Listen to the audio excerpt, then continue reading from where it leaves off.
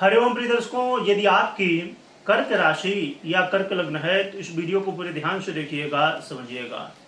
इस वीडियो में हम समझने वाले हैं कि आपके जीवन में 24 अगस्त से लेके और आने वाले 19 सितंबर तक जो ग्रह स्थिति बनने जा रही है उसका क्या प्रभाव होगा। हम बात कर रहे हैं शुक्र की। शुक्र अब अपना राशि परिवर्तन करने जा रहे हैं और ये राशि परिवर्तन को समझना बेहद आवश्यक है, क्योंकि शुक्र अब कन्या राशि में गोचर करेंगे, यानी कि अपनी नीच की राशि में गोचर करेंगे।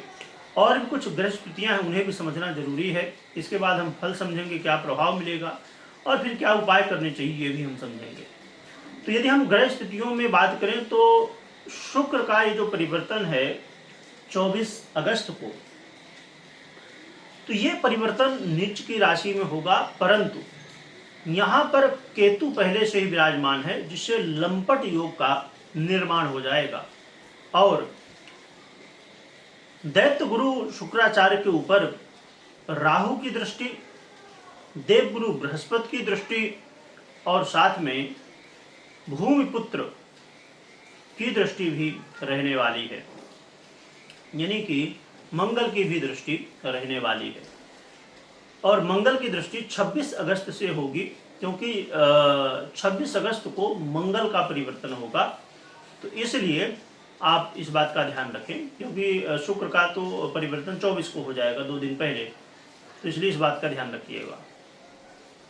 तो यहाँ पर अब देखिए, अपने आप में स्थितियाँ कितनी गंभीर हैं। एक तो नीच के शुक्र, ऊपर से राहु की दृष्टि, शुक्र के साथ युति और मंगल जैसे उग्र ग्रह की दृष्टि। पर एक अच्छी बात, ये प्लस पॉइंट है कि देवगुरु बृहस्पति की भी दृष्टि है, ये भी अच्छी बात है। तो इसका प्रभाव कहीं न कहीं बड़े गंभीरता से समझने की आवश्यकता है।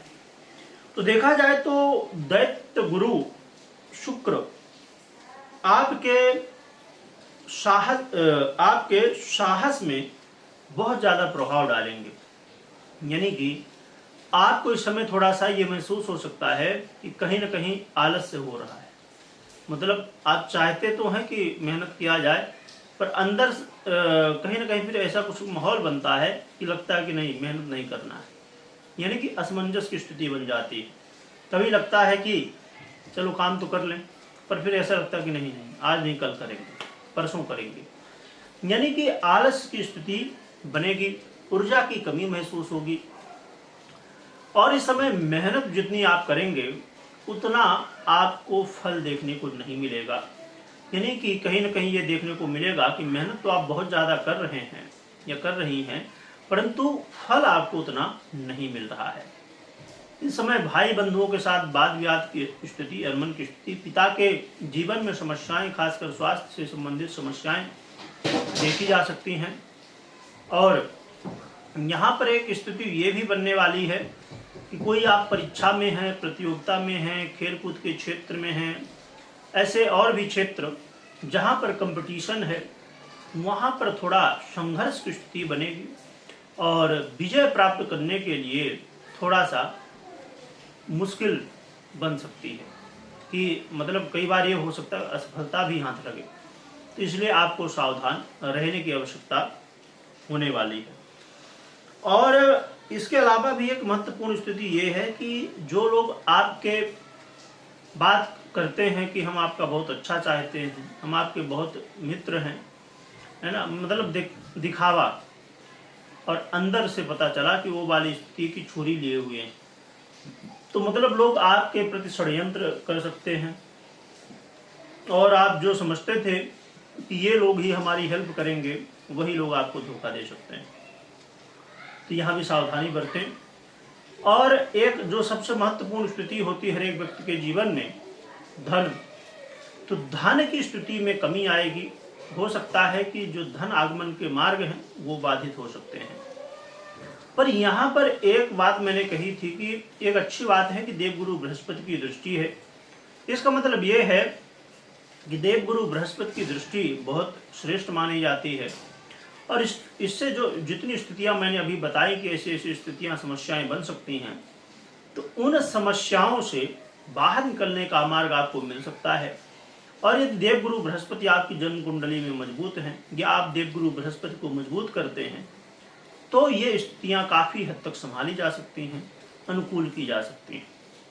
इसलिए आपको प्रयास करना चाहिए कि अभी हम उपाय की भी चर्चा करेंगे कि जो आप ये कर रहे हैं, उपाय कर रहे हैं, या खासकर अपनी जन्म कुंडली की स्थितियों के अनुसार यदि आप कोई पहले से उपाय कर रहे हैं तो उसको समझना जरूरी है। अब देखा जाए तो यहाँ पर स्थिति ये है कि यदि आपके लिए संभव हो तो हर दिन मंदिर जाने की कोशिश करिए। हर दिन मंदिर जाइए। यदि भगवान विष्णु या भगवान विष्णु के अवतारों का मंदिर हो तो बढ़िया है, नहीं तो जो भी मंदिर हो तो फिर आप जाइए, भगवान के वहाँ पर दर्शन करिए, सेवा करिए। और यहाँ पर भगवान शिव की आराधना जितना ज़्यादा आप करेंगे उतना ही आपके लिए श्रेष्ठ रहेगा। भगवान शिव की आराधना करने से आपके जीवन की जो सब समस्याएं हैं ये दूर होंगी।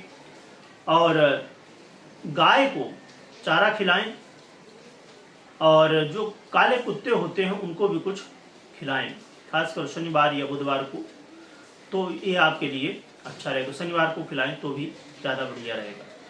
तो ये आप कर सकते हैं। और सबसे बड़ी बात है, भगवान भोलेनाथ की आराधना सबसे ज़्यादा करने की आवश्यकता होगी जिससे स्थितियाँ संभल सकें। परंतु एक बात ध्यान रखिए कि कोई भी महत्वपूर्ण निर्णय ले रहे हैं तो ये गोचर के आधार पर नहीं लेना है। जो प्रभाव आपने सुना मुझसे ये गोचर का प्रभाव था, क्योंकि गोचर का अपना प्रभाव और आपकी जन्म कुंडली का अपना प्रभाव, दोनों आधा आधा प्रभाव दिखाते हैं। क्योंकि गोचर भी स्वतंत्र नहीं है, ना आपकी जन्म कुंडली स्वतंत्र है एक दूसरे के बिना। तो इसलिए आपको कोई भी महत्वपूर्ण निर्णय लेने से पहले कुंडली को अवश्य विश्लेषण करना चाहिए।